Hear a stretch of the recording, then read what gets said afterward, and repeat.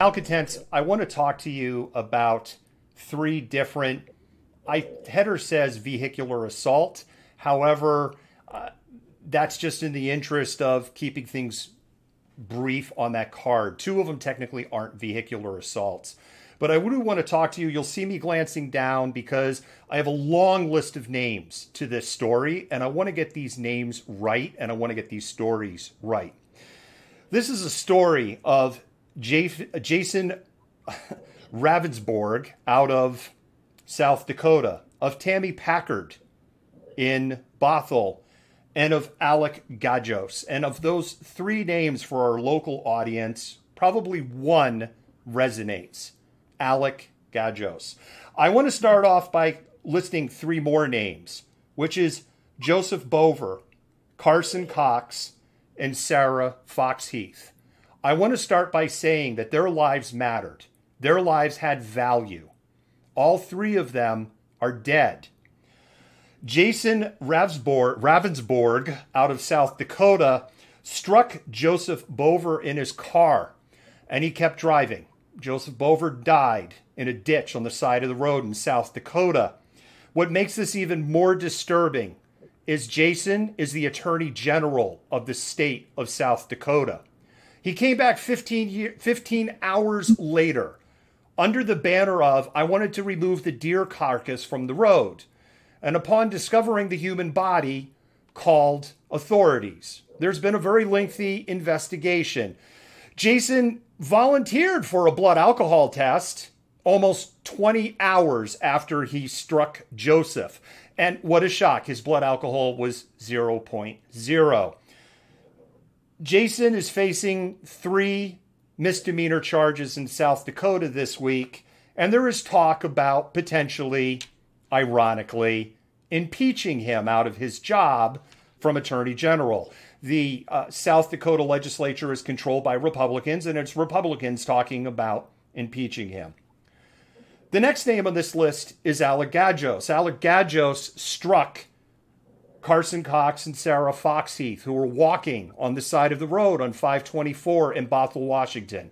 Actually, within walking distance of where I used to live.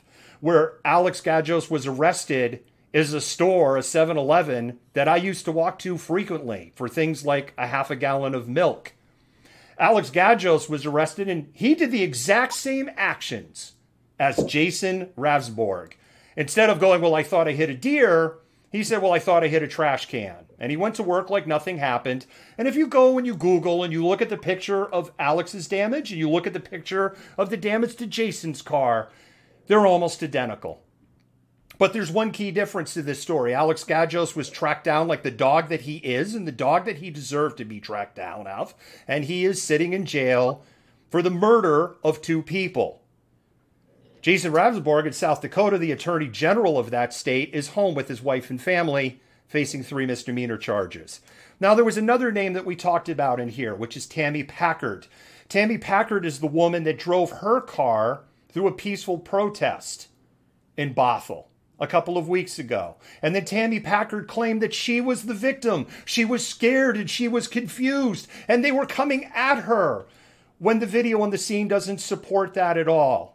And then less than 2 weeks later, the collective pearl clutchers in Bothell, Washington, are horrified that 2 people are struck by a car, left in the ditch to die by an indifferent driver.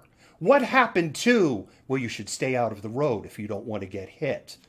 Don't twist what I just said, because you know exactly where I'm going with that. Oh, but it's different. No, it's not different. Because you know what? In some ways, for Alex Gajos, it's maybe not quite as bad. Because did Alex Gajos drive down 524 going, I sure hope that I'm going to hit 2 people and kill them tonight, or this morning, I should say. But Tammy Packard, who claimed she was the victim, had lots of options beyond driving through that protest, hitting a fence, and striking 5 vehicles. But she did it willingly. The Bothell police gave Tammy Packard a hall pass. And now the Bothell police and the state police are horrified that in their town, the 2 people were struck by a car and left for dead. Just like in South Dakota. There's 3 stories here And there's three different legal angles, but this ties into the theme of our show tonight. There are different levels of justice in the United States, depending on who you are. And the scales of justice, she is no longer blind. Her blindfold is off, and she judges people before they even step foot in a courtroom.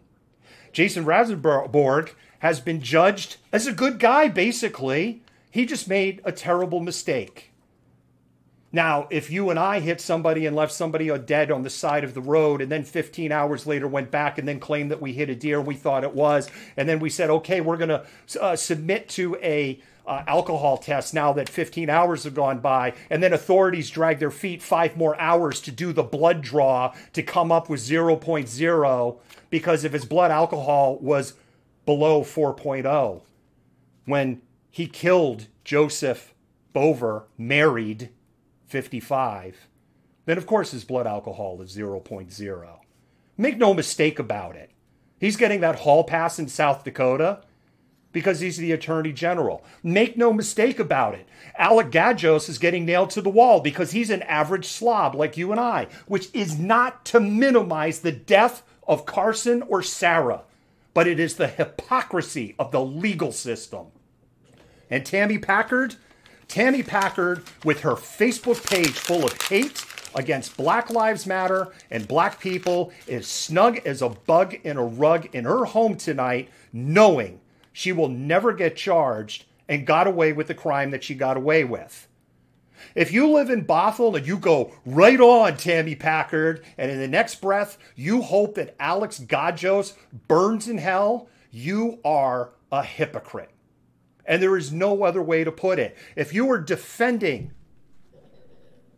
the South Dakota Attorney General because he's a Republican, and certainly it must have just been a deer, you are a hypocrite. If you are outraged at the miscarriage of justice and how 3 people are being treated 3 completely different ways, all 3 of them fled the scenes of their crimes.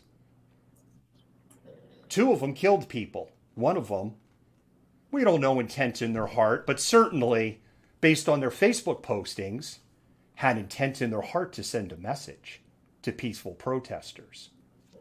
Anyway, malcontents, think about it and do better. And demand better from your officials.